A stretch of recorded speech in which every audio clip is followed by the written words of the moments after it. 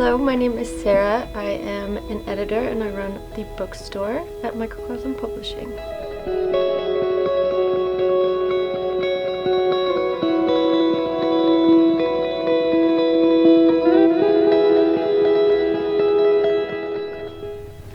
We have a wide variety of books on mental health, everything from developing healthy friendships to working on your creativity and your organization skills, all the way to how not to kill yourself.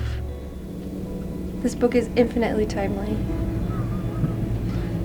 because we can always improve our coping skills.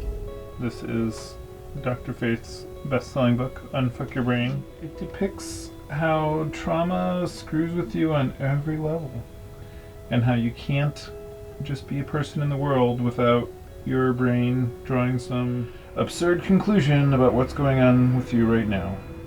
This is our zine, soon-to-be book, How to Resist Amazon and Why.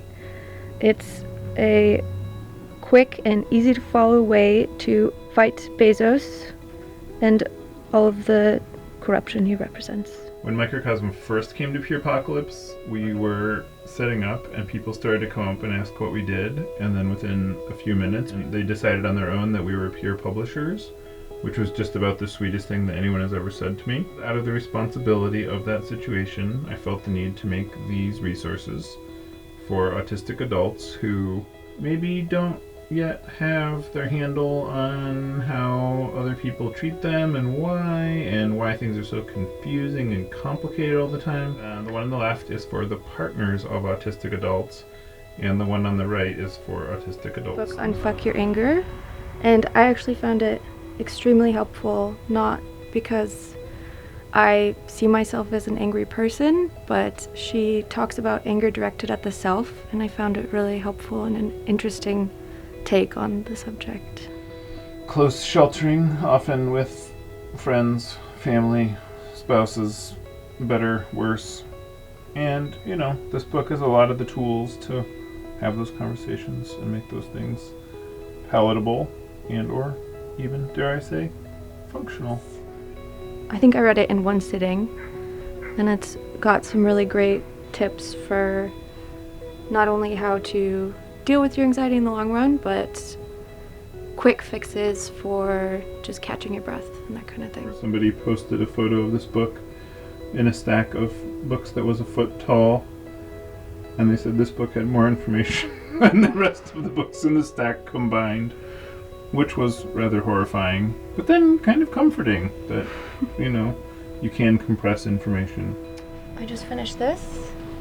I love Murakami, but he is not great at writing endings. And I think he actually wrote a good ending in this one.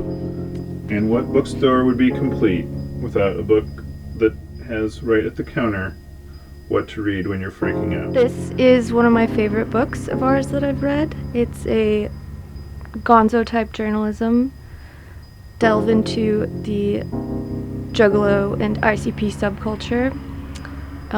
There's a moment where Gallagher is on acid. Oh, I just read this. This is a fun and beautiful book that goes through the history of the macabre and our traditions around death. And it's a great conversation starter to pick out a page and chit-chat with your buddy about cemeteries or golems.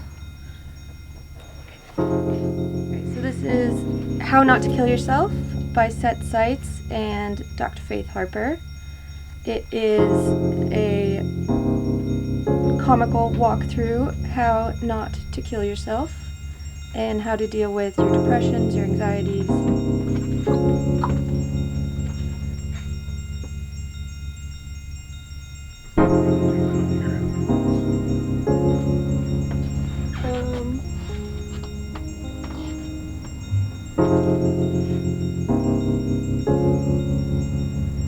Well, my favorite book I've read is this one.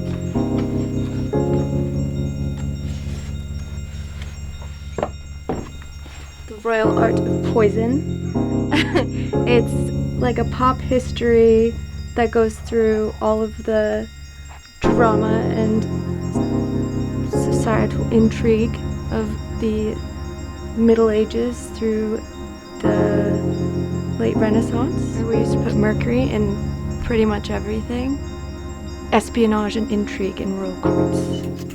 So just for Peerpocalypse attendees, if you use the coupon code, the medical model is a scam, all one word, then we will give you 15% off your entire order, and you will get a free copy of Scam, which details the pursuits of one trans woman's jaunts through America, particularly in Miami, in the 80s and 90s, and then eventually moving on to the West Coast, and not quite getting into her current life, where she performs with the punk rock band Bikini Kill.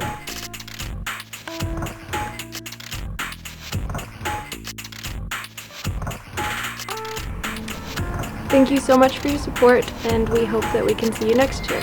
Thanks for browsing. And that's all I got.